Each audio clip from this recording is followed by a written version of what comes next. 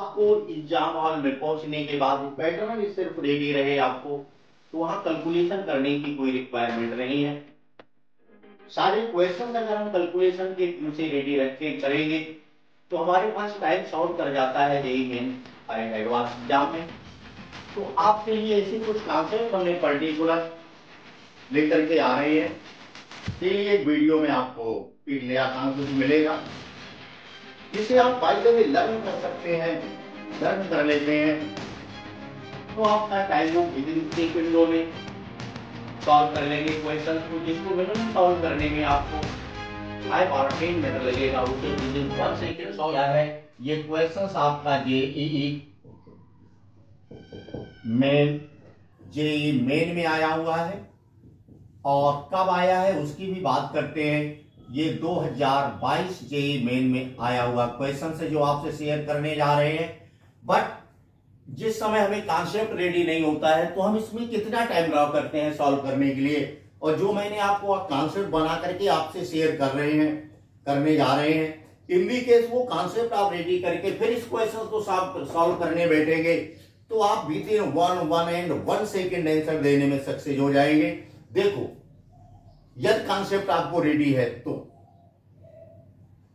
Concept मैंने आपसे क्या शेयर किया है। इन दी केस हमारे पास एनसीआर का फॉर्मेट लिखा है ना, एनसीआर के फॉर्मेट में एन और आर लेफ्ट टू राइट सारे टर्म पॉजिटिव आ रहे हो, पहला पॉइंट। एन और आर 1 by 1 इंक्रीज हो रहा हो लेफ्ट टू राइट।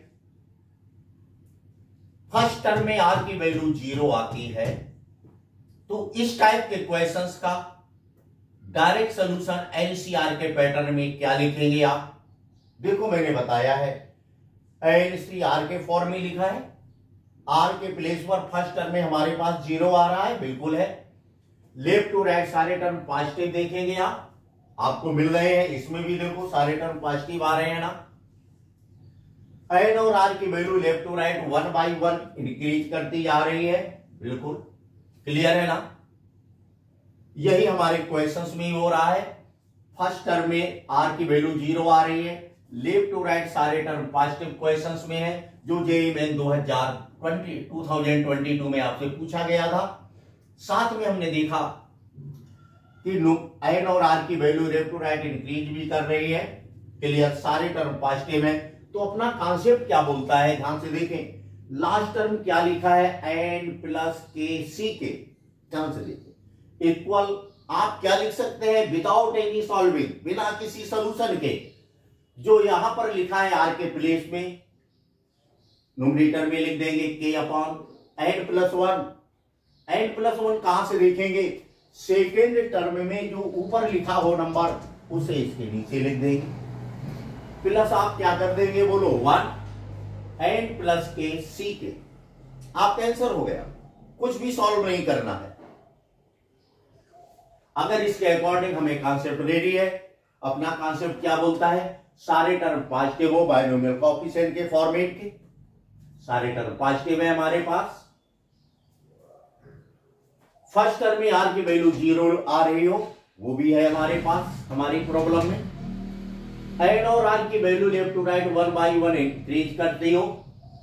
तो इसका आंसर देने के लिए हम डायरेक्ट फंडा क्या फॉलो कर सकते हैं, लास्ट टर्म में जो आर की वैल्यू लिखी होगी वो यहां पर रखेंगे, सेकेंड टर्म में जो एन के प्लेस पर लिखा होगा मीन्स यहाँ एन प्लस 1 है, डिनोमिनेटर में रख देंगे, प्लस में 1 कर देंगे।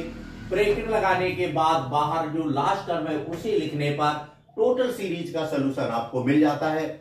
इन दी केस ये पैटर्न आपने रेडी रखा तो देखो 2022 में आए हुए क्वेश्चंस का आंसर आप कितने फास्ट दे देंगे, देखिएगा अपने पैटर्न से मैच करते हैं। हमें इसका आंसर क्या लिखना चाहिए इस क्वेश्चंस का, ध्यान से देखें आप। अपना कॉन्सेप्ट क्या बोलता है, लास्ट टर्म में जो के प्लेस पर लिखा हो, आर के प्लेस पर क्या लिखा 20, मैंने यहां 20 लिख दिया, लाइन डाल दी।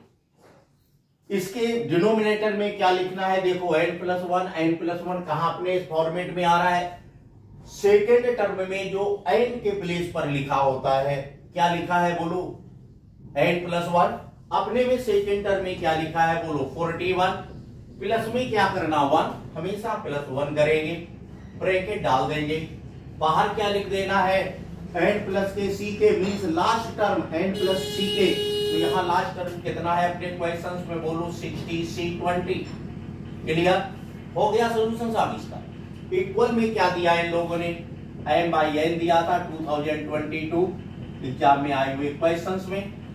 इसे आप सिंपल बनाते हैं तो क्या आ जाएगा, 41 means 61/41, 60 C20 into 60 C20 equal of m upon n 60 C20। आप यहां कंपेयर करेंगे, क्या करेंगे बच्चों बोलो, तुलना कर देंगे दोनों साइड से। जैसे आपने कंपेयर किया, m इक्वल आप क्या देख रहे हैं, m इक्वल ऑफ 61, n की वैल्यू क्या आप देख रहे हैं, n इक्वल ऑफ 41। क्लियर।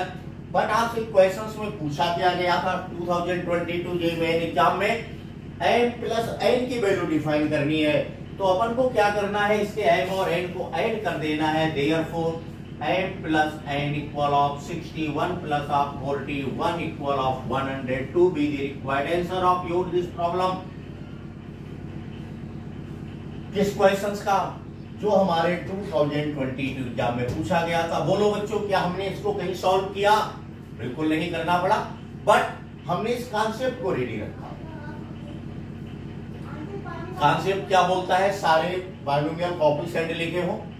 फिर से एक बार देखते हैं, लेफ्ट टू राइट सारे टर्म पॉजिटिव आते हो, फर्स्ट टर्म में r के प्लेस पर आने वाली वैल्यू 0 हो, n और r की value left to right 1 by 1 increase करती जा रही हो।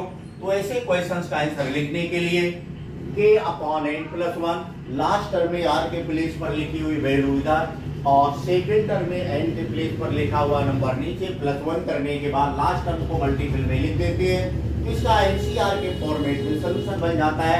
इसी ट्रिक का हमने यूज किया, हमारा क्वेश्चन जेईई मेन 2022 में आया हुआ था।